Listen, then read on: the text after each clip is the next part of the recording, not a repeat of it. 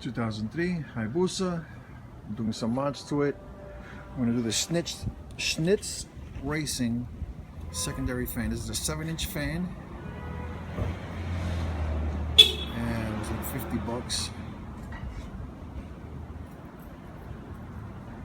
And that's the part number. It's from Schnitz Racing. SchnitzRacing.com.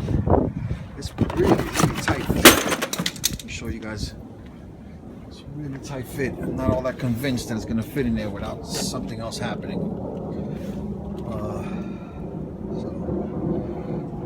I have to do this in sections because I don't have a mount for my camera. But that's here's the fan.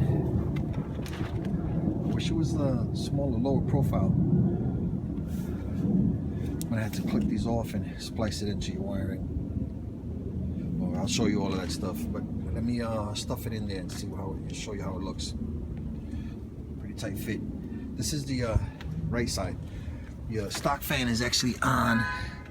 If you can see it back there, it's on the left side. I forgot to show you the mounting pieces. So you get the bag of these. They slide on. They slide on right like that, and then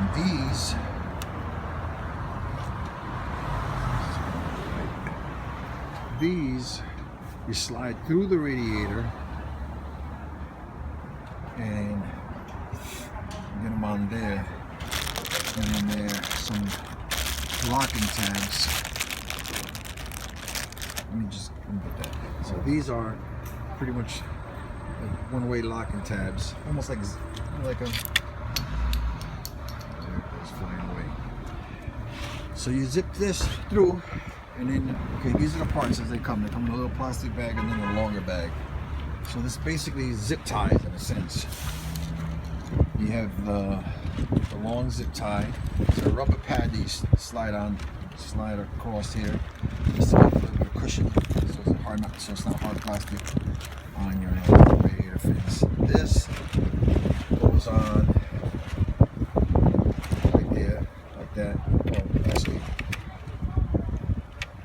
down, because you want it. This is going to be against the back of the radiator. Well, this is going to be away from the radiator. That will be the surface that's up against the radiator. So on your front end, you slip this zip tie through the radiator, right? So this is going through the radiator, and then on your back end, it's going to go in the back of the radiator.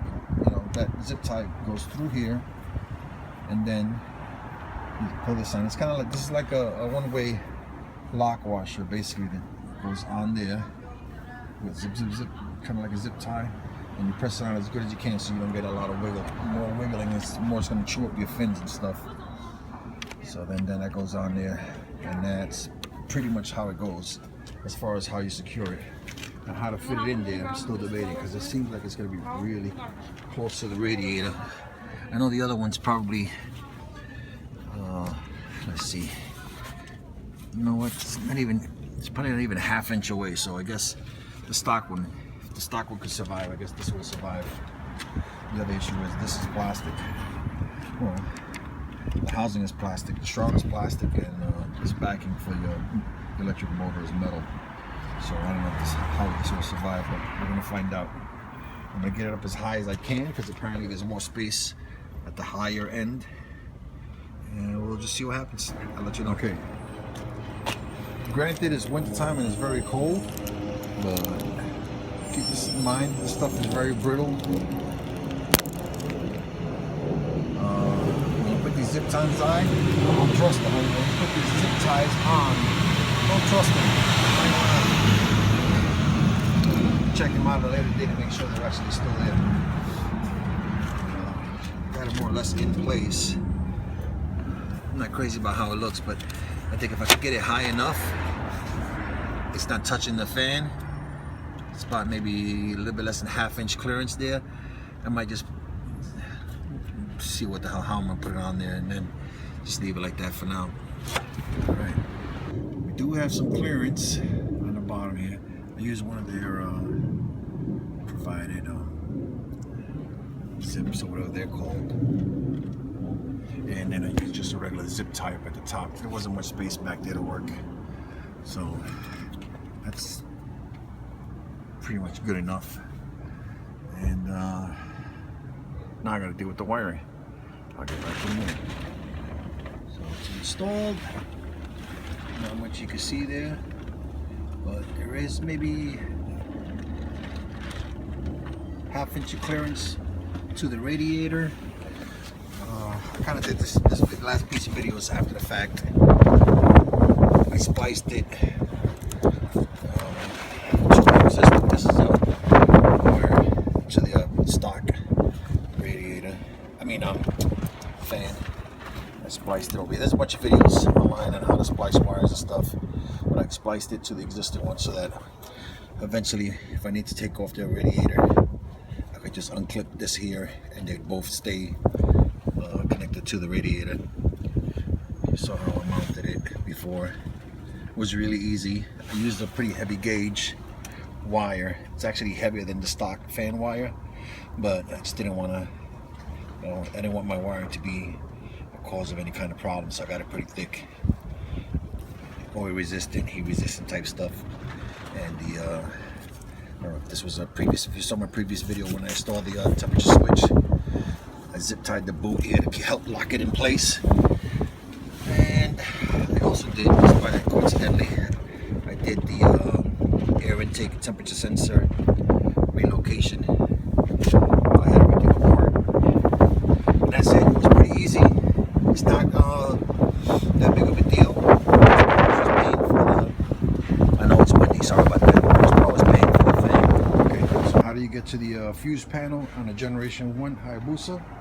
It's under the left side of the dash cover here. This bike, I don't know if this, I believe this is factory. It's got a bolt here which I just removed, number 8 bolt. Let me see if I got it in the pocket here.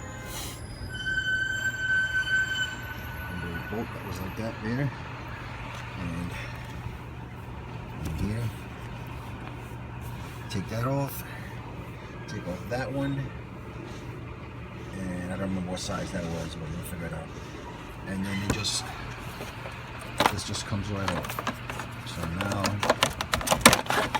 once you have that off, there goes the fuse box. If you're going to upgrade, which I'm doing, if you're going to upgrade the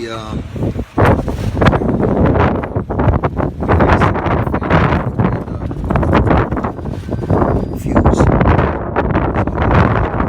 5 amps or whatever it is to it. So, just in case you're wondering like I was, nobody has a video on YouTube on where the hell is the fuse panel for the Generation 1 Hayabusa. Yeah, it's cold. It's winter time, and I'm working with my bike. And I'm adding a fan because even with this cold, it's actually still overheating if I let it idle.